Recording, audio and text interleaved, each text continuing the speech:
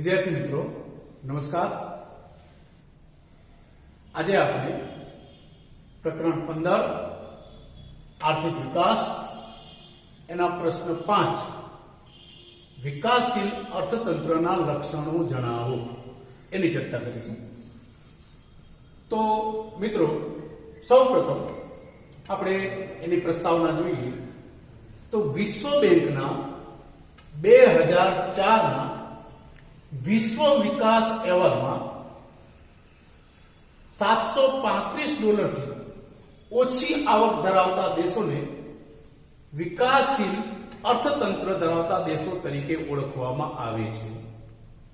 હવે આ વિકાસશીલ અર્થતંત્ર ધરાવતા દેશોના લક્ષણો જોઈએ। વિકાસશીલ અર્થતંત્રના લક્ષણો તો વિકાસશીલ અર્થતંત્રના લક્ષણો કુલ 9 છે।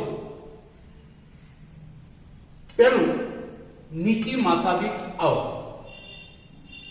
તો મિત્રો વિકાસશીલ દેશોની રાષ્ટ્રીય આવક નીચી જોવા મળે છે। બીજું વસ્તી વૃદ્ધિ દર વધુ હોવાથી અને માથાદીઠ આવક નીચી હોવાને કારણે લોકોનું જીવન ધોરણ નીચું જોવા મળે છે। બીજું વસ્તી વૃદ્ધિ દર તો આવા દેશોમાં વસ્તી વૃદ્ધિ દર 2% કે તેનાથી વધુ જોવા મળે છે। ત્રીજો મુદ્દો કૃષિ ક્ષેત્ર પર અવલંબન। વિદ્યાર્થી મિત્રો વિકાસશીલ દેશોમાં ખેતી એ મુખ્ય આર્થિક પ્રવૃત્તિ હોય છે અને 60% થી પણ વધુ લોકો ખેતીમાંથી રોજગારી મેળવે છે। રાષ્ટ્રીય આવકમાં જોઈએ તો રાષ્ટ્રીય આવકમાં ખેતીનો ફાળો 25% જેવો જોવા મળે છે। વિકાસશીલ અર્થતંત્રનું લક્ષણ 4 આવકની વહેંચણીની અસમાનતા। અહીં આવક તથા ઉત્પાદનોના સાધનોની વહેંચણીમાં અસમાનતા જોવા મળે છે। દેશના ટોચના 20% ધનિકો રાષ્ટ્રીય આવકનો 40% હિસ્સો ધરાવે છે, જ્યારે તળિયાના 20% ગરીબ લોકો કુલ રાષ્ટ્રીય આવકનો ફક્ત 10% હિસ્સો ધરાવે છે। તો આના ઉપરથી કહી શકાય કે આવા દેશોની અંદર લોકોને એટલી બધી અસમાનતા જોવા મળે છે કે એક પેઢી છે કે જેની એટલી આવક છે કે જેની 7 પેઢીઓ ખાતા પણ ખૂટે નહીં, જ્યારે સામે એક વ્યક્તિ એવો છે કે જેને બપોરે જમવાનું મળશે કે નહીં તે પણ એક પ્રશ્ન છે। તો આ થઈ આવકની વહેંચણીની અસમાનતા। પાંચમો પ્રકાર જોઈએ બેરોજગારી। બેરોજગારી એ વિકાસશીલ દેશનું મહત્વનું લક્ષણ છે। આવા દેશોમાં બેરોજગારીનું પ્રમાણ કુલ શ્રમિકોના 3% થી વધુ જોવા મળે છે। અહીં મોસમી બેરોજગારી, છુપી બેરોજગારી, ઔદ્યોગિક બેરોજગારી જેવી લાંબા ગાળાની બેરોજગારીનું પ્રમાણ વધુ જોવા મળે છે। ત્યાર પછી છઠ્ઠો મુદ્દો આપણે જોઈએ તો તે છે ગરીબી। હવે ગરીબી કોને કહેવાય? તો જે લોકો પોતાની અનાજ, કપડાં, રહેઠાણ, શિક્ષણ અને આરોગ્ય જેવી જરૂરિયાતો પણ સંતોષી શકતા ન હોય તેને ગરીબ કહેવામાં આવે છે।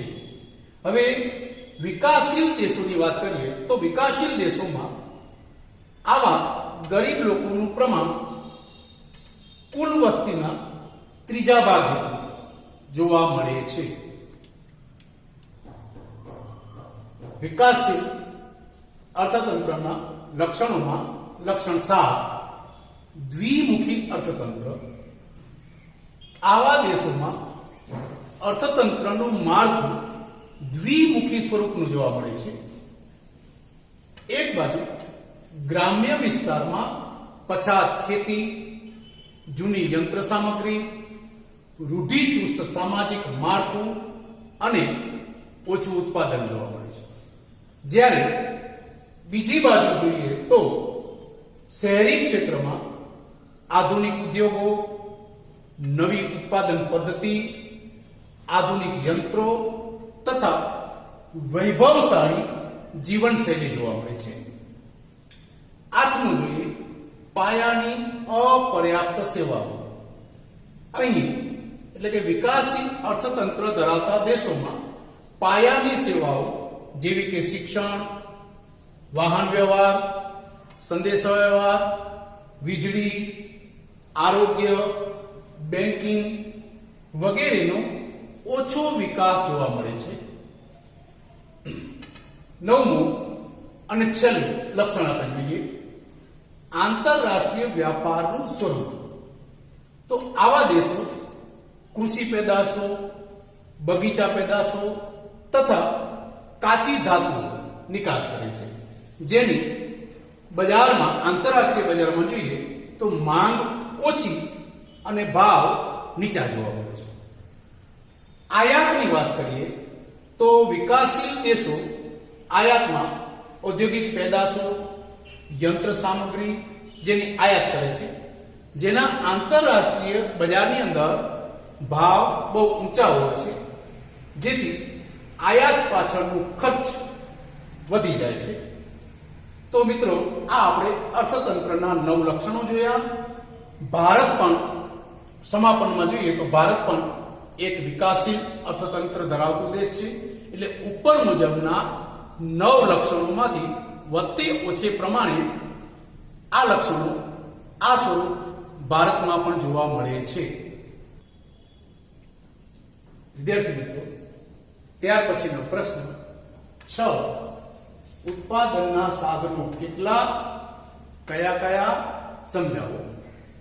હવે ઉત્પાદનના સાધનો 4 છે: જમીન, મૂડી, શ્રમ, નિયોજન અથવા નિયોજક.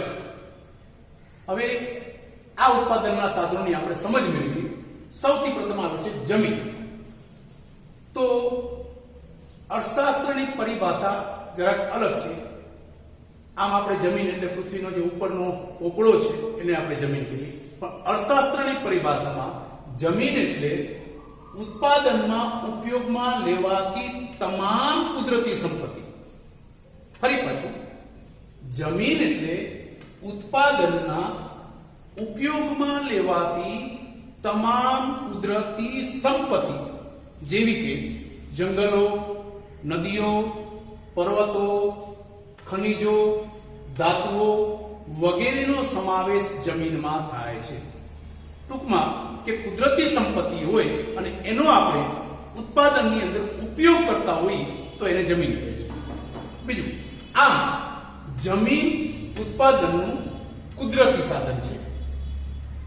બીજો સાધન જોઈએ ઉત્પાદનનું તો તે છે મૂડી. હવે જેમ આ કુદરતી સાધન છે તેમ ઉત્પાદનની પ્રક્રિયામાં ઉપયોગમાં લેવાતા માનવ સર્જિત સાધન.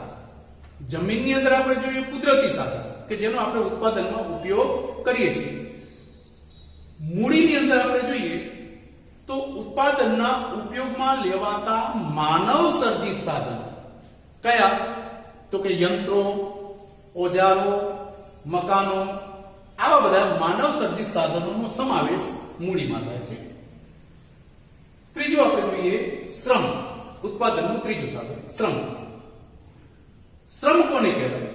તો કે ભૌતિક વળતરની અપેક્ષા કંઈક મેળવવાની, પછી ભેટ સ્વરૂપે હોય, પગાર સ્વરૂપે હોય, જે પણ સ્વરૂપે હોય, પણ ભૌતિક વળતરની અપેક્ષાએ કરવામાં આવતા કોઈ પણ શારીરિક કે માનસિક કાર્ય એટલે શ્રમ. શ્રમ બે પ્રકારનું હોય છે, એક શારીરિક શ્રમ અને બીજું માનસિક શ્રમ. ખેત મજૂર, શિક્ષકો, ડોક્ટરો, કારીગરો આ બધાને શ્રમિકો કહેવાય. જેમાં ખેત મજૂર છે અથવા તો કારીગરો છે, અમુક જે શારીરિક શ્રમ કરતા હોય છે, વકીલો છે, ડોક્ટર છે, શિક્ષકો છે, જે માનસિક શ્રમ કરતા હોય છે. છેલ્લું આપણે જોઈએ તો નિયોજન ઉત્પાદનનું ચોથું સાધન નિયોજન. અને નિયોજન કરનાર એટલે નિયોજક. તો જમીન, મૂડી, શ્રમ ઉત્પાદનના જે 3 સાધનો ઉપરના આપણે જોયા તે એ ત્રણેય સાધનોનો યોજનાપૂર્વક ઉત્પાદનમાં જોડાવવાની જે કામગીરી કરે છે અથવા તો જે કામગીરી કરવામાં આવે છે એને નિયોજન, ત્રણેયને જે સંયોજવામાં આવે છે એને નિયોજન કહે છે. અને આ ત્રણેય સાધનો જે સંયોજે છે યોજનાપૂર્વક એને નિયોજક તરીકે ઓળખવામાં આવે છે. તો વિદ્યાર્થી મિત્રો, આ ભાગની અંદર આપણે 2 પ્રશ્ન જોયા. તો આ વિડીયો તમને પસંદ આવ્યો હોય તો શેર કરવા અને સબસ્ક્રાઇબ કરવા વિનંતી.